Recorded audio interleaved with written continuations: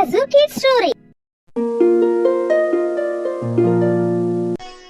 ஒரு நகரத்துல ஒரு சின்ன கிராமம் இருந்துச்சு. அங்க எப்பவுமே வயல்வெளிகளும் எங்க பார்த்தாலும் அதிக மரங்களும் இருந்தன. அங்க உள்ள பறவைகள் தங்களுக்குன்னு ஒரு கூட்டை கட்டிக்கிட்டு சந்தோஷமா வாழ்ந்தாங்க.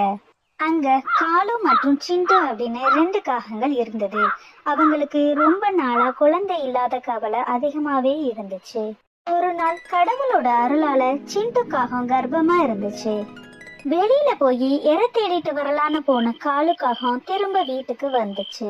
காலுக்காகம் வந்தோன்னே இந்த சந்தோஷமான விஷயத்த சொல்லணும்னு சிண்டுக்காகம் ரொம்ப ஆர்வத்தோட காத்துக்கிட்டு இருந்துச்சு. என்ன சிண்டு, சமையல் வேலையெல்லாம் முடிஞ்சிச்சா? பசிக்குது, சீக்கிரமா சாப்பாடு கொடு அப்படின்னு காலுக்காகம் சொன்னது. காலு, நான் உங்ககிட்ட ஒரு விஷயம் சொல்லணும். நம்ம ரொம்ப நாளா எதிர்பார்த்துக்கிட்டு இருந்த விஷயம் இப்போ நடந்துருச்சு.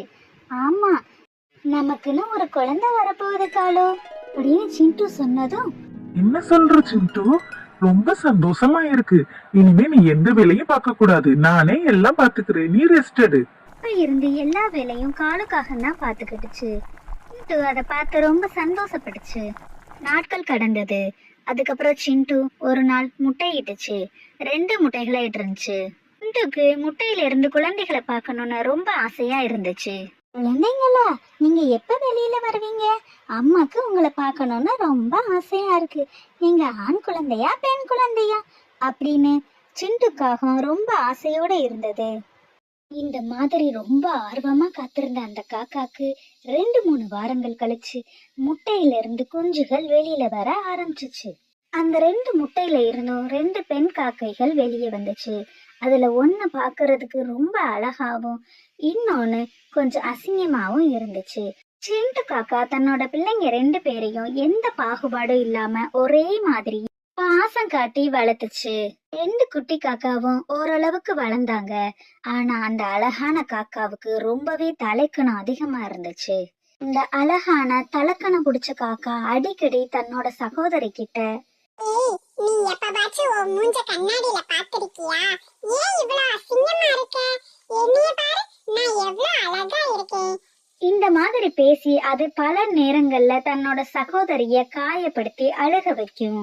இந்த தாய்க்காகம் தன்னுடைய குழந்தைங்க 2 பேருக்கும் எப்படி சாப்பிடணும், எப்படி பறக்கணும், இந்த மாதிரி நிறைய விஷயங்களை கத்து கொடுத்துச்சு. பிள்ளைங்களா, இன்னைக்கு நீங்க 2 பேரும் நீங்களா தனியா பறந்து போய் உங்களுக்கு தேவையான சாப்பாடை எடுத்துக்கிட்டு அதே மாதிரி திரும்ப 2 பேரும் சேர்ந்து வீட்டுக்கு வரணும். இதுதான் இன்னைக்கு உங்களுக்கான பயிற்சி அப்படின்னு அந்த தாய்க்காகம் சொன்னதும் 2 பறவைகளும் பறக்க ஆரம்பிச்சாங்க. தங்களுக்கான உணவு தேடிக்கிறதுக்காக வெகு தூரமா போனாங்க. 2 பேரும் பக்கத்துல இருந்த ஒரு தோட்டத்துல போய் உணவு தேடிட்டு வரலான்னு அங்க போனாங்க. தேடி தெரிஞ்சு தங்களுக்கான உணவை அங்கேயே கொஞ்சம் சாப்பிட்டுட்டு நைட்டு சாப்பிடுறதுக்காக கொஞ்சம் எடுத்துட்டும் வந்தாங்க. சரி, வீட்டுக்கு போகலாம் அப்படின்னு 2 பேரும் பறக்க ஆரம்பிச்சாங்க. அப்படி வர்ற வழியில அங்க ஒரு மரத்துல ஒரு ஆந்தை கூடு கட்டி வாழ்ந்துட்டு இருந்துச்சு. ரொம்பவும் வயசான ஆந்தை. அது அந்த 2 காக்கைகளையும் கூப்பிட்டுச்சு. சொல்லுங்க ஆண்ட பாட்டி, என்ன விஷயமா எங்களை கூப்பிட்டீங்க? அப்படின்னு அந்த காகம் ஆந்த பாட்டி கிட்ட கேட்டுச்சு.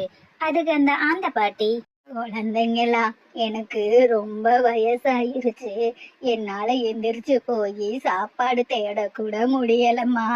எனக்கு கொஞ்சமா சாப்பாடு கொடுத்தீங்கன்னா நல்லா இருக்குமா, ரொம்ப பசிக்குதுமா அப்படின்னு அந்த ஆந்த பாட்டி அந்த காக்கைகள்கிட்ட சாப்பாடு கேட்டுச்சு.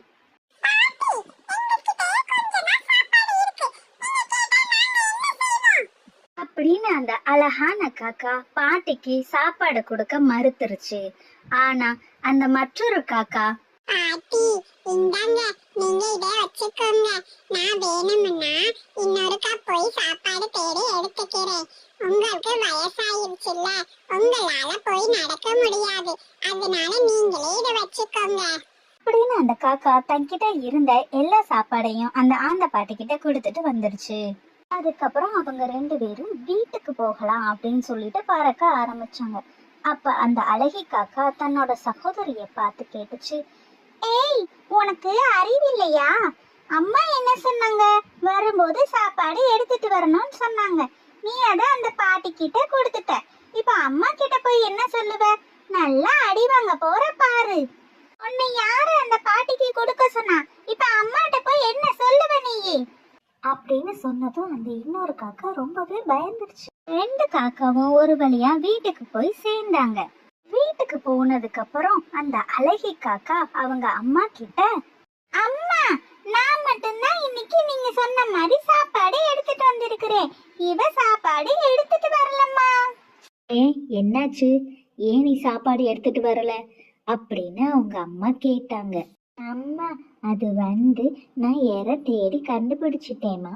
நான் வர்ற வழியில அங்க ஒரு பாட்டி அந்த இருந்தாங்க. அவங்க சாப்பாடு இல்லாம இருந்தாங்க. அதனால நான் அதை அவங்க கிட்ட கொடுத்துட்டேம்மா. ப்ளீஸ்மா, என்ன அடிக்காதீங்கம்மா.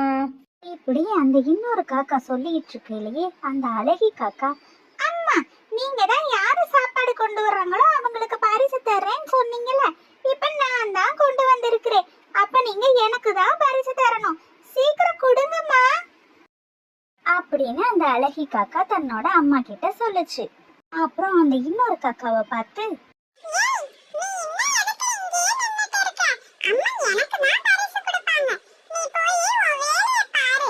அப்படி சொல்லி கிண்டல் பண்ணிக்கிட்டு இருந்துச்சு.